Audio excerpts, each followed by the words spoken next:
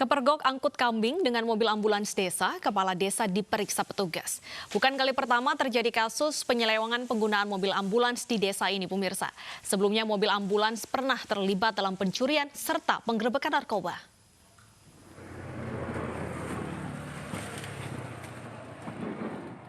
Kok isinya wedhus? Inilah rekaman video amatir dari warga saat mencurigai mobil ambulans desa yang diparkir di samping Pasar Hewan Patok Baru, Kabupaten Lumajang, Jawa Timur. Saat dicek oleh sejumlah pedagang dan petugas pasar, mereka dibuat terkejut karena di dalam mobil ambulans Desa Sukrejo, Kecamatan Kunir, ternyata berisi 2 ekor kambing. Saat diinterogasi warga, oknum pembawa mobil ambulans mengaku sudah mendapat izin dari istri Kades untuk meminjam mobil ambulans guna mengangkut kambing. Jadi ketika diketahui ambulan desa yang digunakan untuk mengangkut kambing dan itu viral, langsung kebijakan pemerintah adalah menarik sementara ambulan itu, dan saat ini ambulan itu berada di kantor dinas kesehatan. Sementara kepala desa segera akan diperiksa oleh tim pemeriksa dari inspektorat. Kasus penyelewengan penggunaan mobil ambulans di desa ini sudah 3 kali terjadi.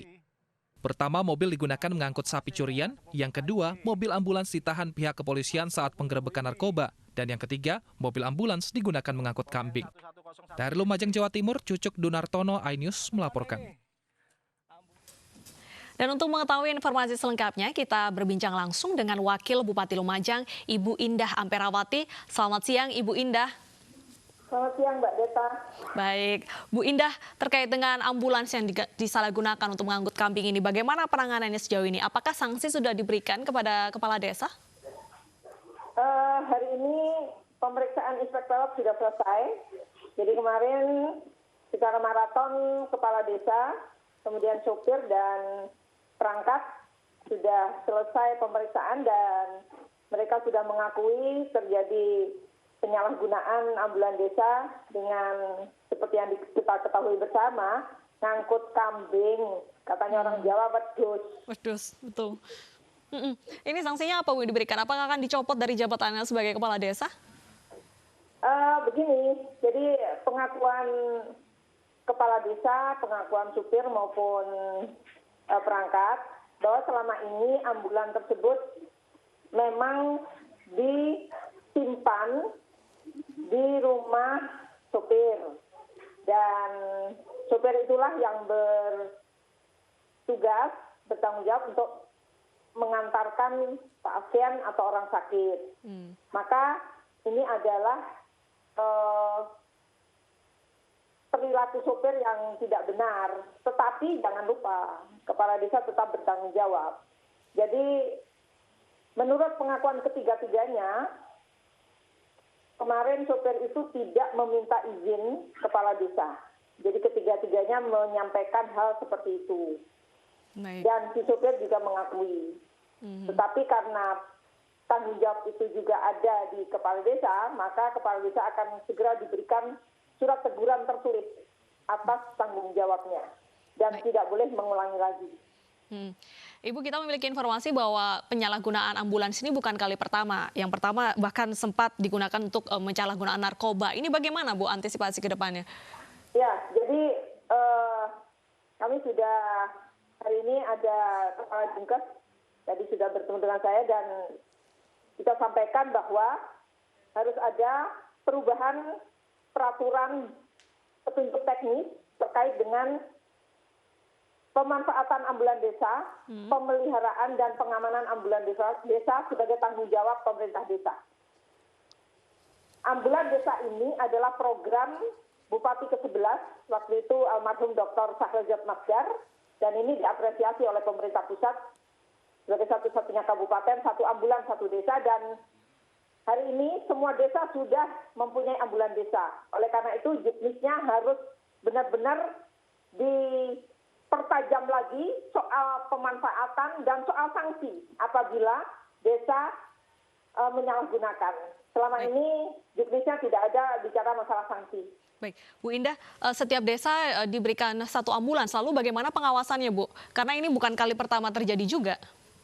Iya, jadi nanti pengawasan akan kita serahkan kepada beberapa tingkatan, ada camat, kemudian dinas kesehatan melalui puskesmasnya masing-masing untuk terus melakukan pemantauan dan mengevaluasi soal perjalanan ambulan desa ini.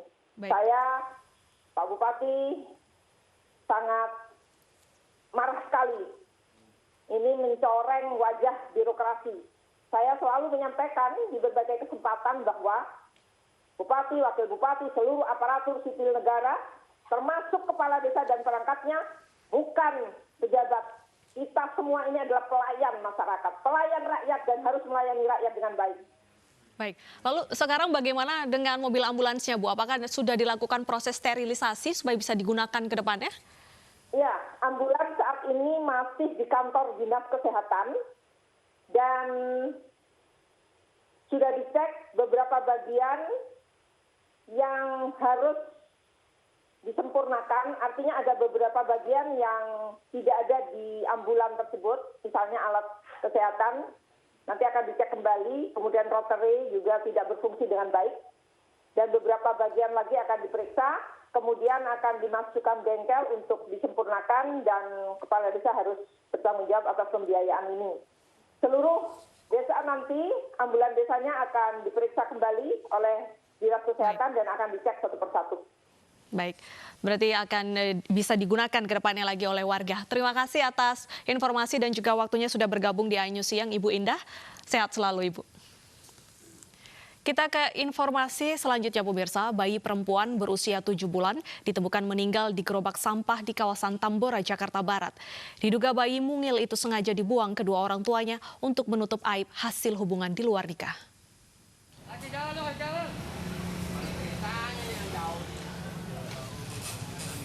Warga Jalan Hanura, Tambora, Jakarta Barat digegerkan dengan ditemukannya jasad bayi berjenis kelamin wanita terbungkus kain berusia 7 bulan yang lahir prematur di gerobak sampah lokasi pembuangan akhir sampah.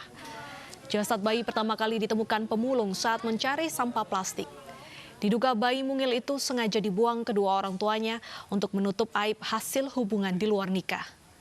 Polsek Tambora membawa jasad bayi ke Rumah Sakit Cipto Mangunkusumo untuk diotopsi.